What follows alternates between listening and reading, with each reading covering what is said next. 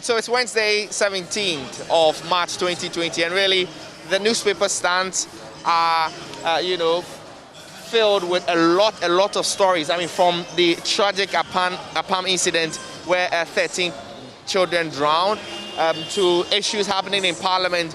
We've heard the Speaker of Parliament, Alban Bagbin, say that he's not going to, in fact, he's going to block the approval of the 2021 budget if the executive tries to cut some of the budget of the Parliament and then also of the judiciary. A few of the people who are here to read the things. My boss, we can just take quick reaction. So this one is talking about Bagbin. The Accra Times says Bagbin tax MPs not to be guards of the president, but Akufo-Addo begs him to support. Apam buries 13 drowned kids. Minister rescues land commission boss.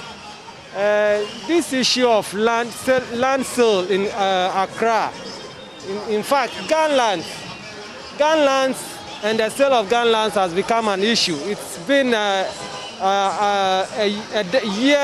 years back, people have issues with the sale of gun lands. And those that has been transferred into the hands of the government has not been streamlined with the various rules guarding the principles of turning lands from stool lands to government. And when they are reverting it as a result of government not having any good use for the land, it has become a very big problem that is facing the guns.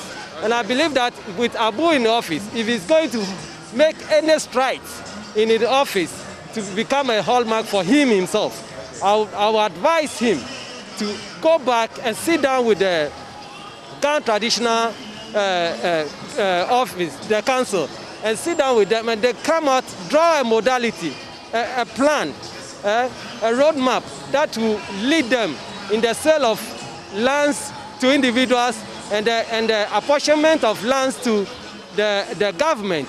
And when government have no use, the modality in place that will make them revert the land back to the stool. Okay. And this can bring sanity in our areas of these land guards and other things, just bringing everything to... Great, hold on for me. I want to speak to this man who is just joining us. Great, so you're here looking at the headlines. Which one of them is interesting you? Which one of the headlines is interesting you? The Statesman. The Statesman, okay, what does the Statesman say? The future is bright. Government assured the effective post-COVID recovery measures. Okay, so I mean, we've seen that the government has introduced new taxes as a way of quickening the post-COVID recovery process. I mean, when you look at those things as a Ghanaian, how does it make you feel? I feel it will help because when the COVID came to Ghana, our land, Ghana here, the government has spent much about it. He gave water free, electricity free, and also buy some PPEC for the medical doctors and the nurses and this thing. So, and also supported the micro people, finance people, and all of that. So right now, we want the COVID to go, and you need money to support so that we can create the COVID. If not, we can minimize it down for us to get free to go all about our way so that the economy will go back. So you think that it's okay for everybody to contribute something small? It's okay for everybody to contribute something small so that we recover quickly? Okay, it's not okay for anybody, but those who can afford should try and do. But those who cannot afford it, but one thing I will say that the government should come back and see to it, come back and see to it that maybe so to tell the people that to see that those who can afford, maybe the big companies and the big business entrepreneurs and this thing, so by those microfinance and the vulnerable people, is exempt them from. You should exempt them, and you've heard him make a point that those who earn more, in fact, the big income earners should pay more and contribute to the recovery process. Well, he's saying that, well, it's okay for people who it's okay for people who, have enough to contribute. You agree? You can come closer. You agree? Well, as much as I agree with him, there's a lot to it than we all see. And it's about time we look at it holistically. And that's what I can say about it. It's about time we look at it. When you say holistically, what do you mean?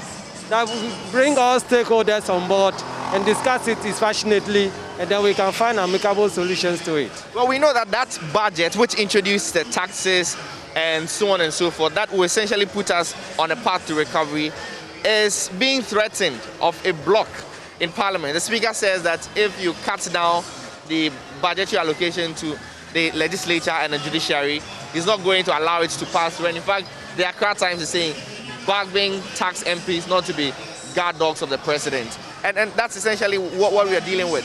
You think that is going to go through? Yes, because now we have an even Parliament, and this will bring out the main agenda of Parliament to bear, so that everybody will come out to be plain and be fair in the discussion.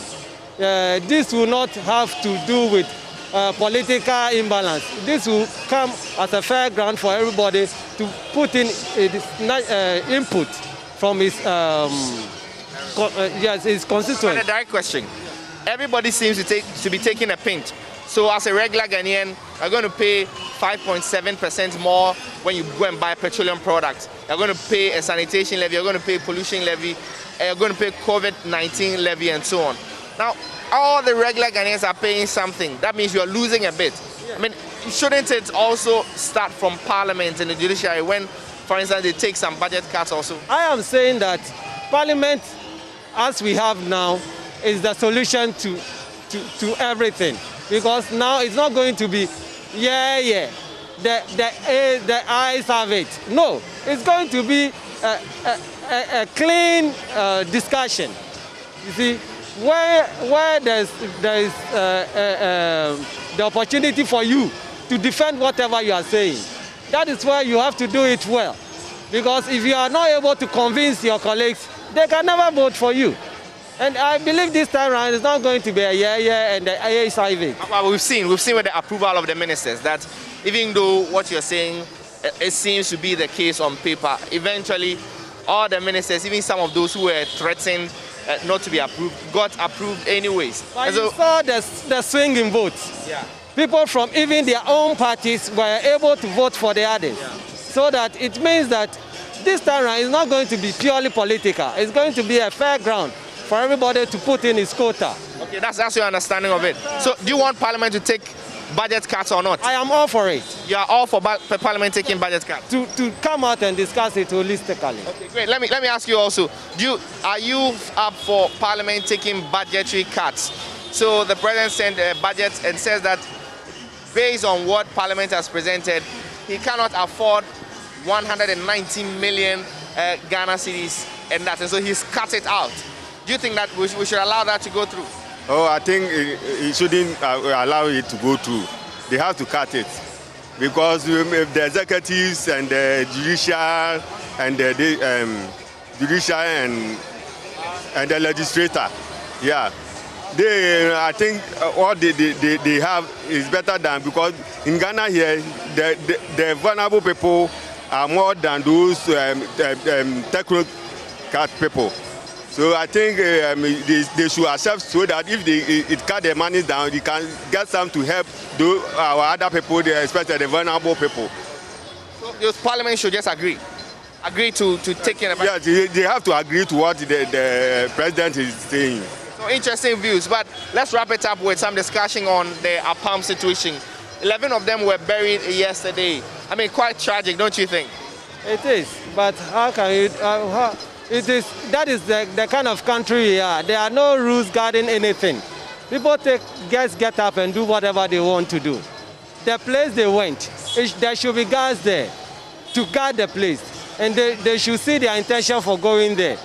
They just went there on their own accord, and there was nobody there to guard them. But the place is supposed to be closed. The beaches are supposed to be closed. That is why I'm saying that people just get up and do anything they want. If the place,